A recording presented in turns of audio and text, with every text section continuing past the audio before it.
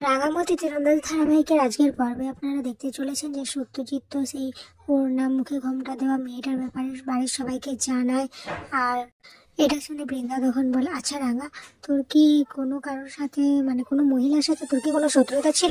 না হলে কেন বারবার ওই মহিলা তোর ক্ষতি করার চেষ্টা করছে?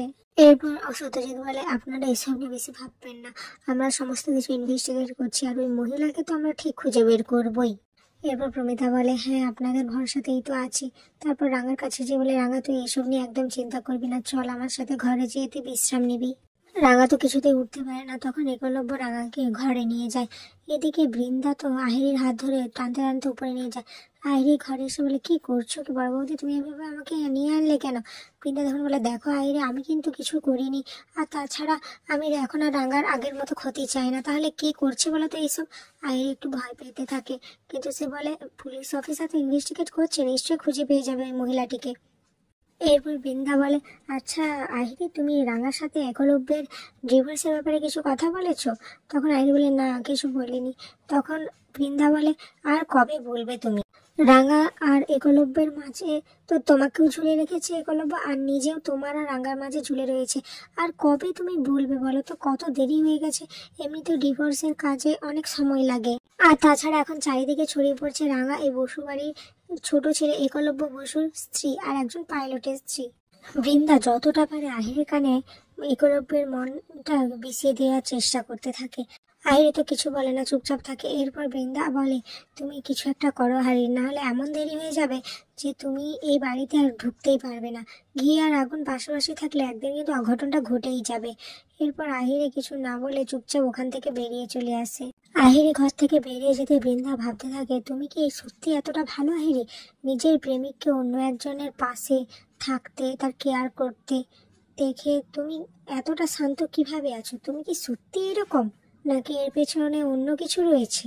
এদিকে বিকেলের দিকে ডক্টর এসে রাঙার চোখের ব্যান্ডেজটা খুলে দেয় আর রাঙাকে আস্তে আস্তে চোখের পাতা খুলতে বলে। রাঙা তো ভয় পেয়ে থাকে যে যদি সে চোখের পাতা খুলে কিছু না দেখতে পায়।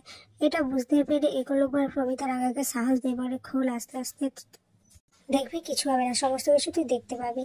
এরপর রাঙা আস্তে আস্তে চোখ খোলে, কিন্তু সমস্ত কিছু ঘোলাটে লাগে। এরপর রাঙা চোখ বন্ধ করে আবার চোখ খুললে পরিষ্কার লাগে, আবার তার কিছুক্ষণ পরে ঘোলাটে হয়ে যায়। রাঙা তো ভয় পেতে থাকে, সে হাইপার হয়ে যেতে থাকে। তখন ডাক্তারবাবু তাকে বোঝায় যে আপনি এতটা হাইপার হবেন না রাঙামতি, আপনাকে তো আমরা আগেই বলেছিলাম যে আপনার চোখে খুব বড় আঘাত লেগেছে, আর চোখ তো খুব সেনসিটিভ হয় তাই না?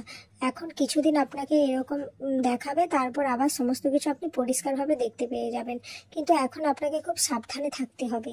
এদিকে দেখা যায় নিশা যখন রাস্তা দিয়ে যাচ্ছিল, তখন ওই ওড়না দিয়ে মুখ ঢাকা মেয়েটা নিশার কাছে এসে বলে, তুমি স্টেট চ্যাম্পিয়নশিপ জিততে চাও রাঙামতিকে হারিয়ে, তাই তো?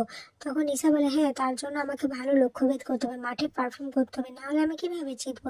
তখন সেই মুখ ঢাকা মেয়েটি বলে, আমি তোমাকে হেল্প করবো, তুমি যদি আমার কথা শুনে চলো তাহলে তুমি রাঙামতিকে স্টেট চ্যাম্পিয়নশিপে হারাতে পারবে। এরপর মুখ ঢাকা মেয়েটি আরো বলে, তুমি হয়তো জানো না যে রাঙামতির চোখে খুব একটা সমস্যা হয়েছে, আঘাত লেগেছে, ফলে ও যদি নাম উইথড্র করে নেয় টেস্ট চ্যাম্পিয়নশিপ থেকে তাহলে তো কোনো কথা নেই, কিন্তু যদিও নাম দিতে আসে তাহলে তোমাকে ইনশিওর করতে হবে যে তুমি ওকে হারাবে। আর তুমি রাঙামতিকে হারানোর অনেক চেষ্টা করেছো, সেই সব কিছু আমি জানি। নিশা তো অবাক হয়েছে, ভাবতে থাকে আপনি এসব সমস্ত কিছু কি করে জানলেন? তখন সে মোটাকা মেয়েটি বলে, ওসব নিয়ে তোমাকে ভাবতে হবে না, আমি শুধু যেটা বলেছি তুমি সেটাই করো। এরপরে মুখ ঢাকা মেয়েটি ড্রপ দেয় নিশাকে। এদিকে প্রমিতা আর একলব্য মিলে রাঙাকে বোঝানোর চেষ্টা করে, রাঙা তো কিছুতে বুঝতে চায় না। সে বলে, আমি স্টেট চ্যাম্পিয়নশিপ কিভাবে খেলবো, আমি খেলতে পারবো না। একলব্য তখন বলে, কেন খেলতে পারবে না? ডক্টর তো বলেছে আস্তে আস্তে সমস্ত কিছু ঠিক হয়ে যাবে। প্রমিতা রাঙাকে বলে, রাঙা, আমি তো তোর চোখে জল দেখতে চাই না, তুই তো এভাবে ভেঙে পড়ার মেয়ে নস, তাহলে তুই আজ কেন ভেঙে পড়েছিস?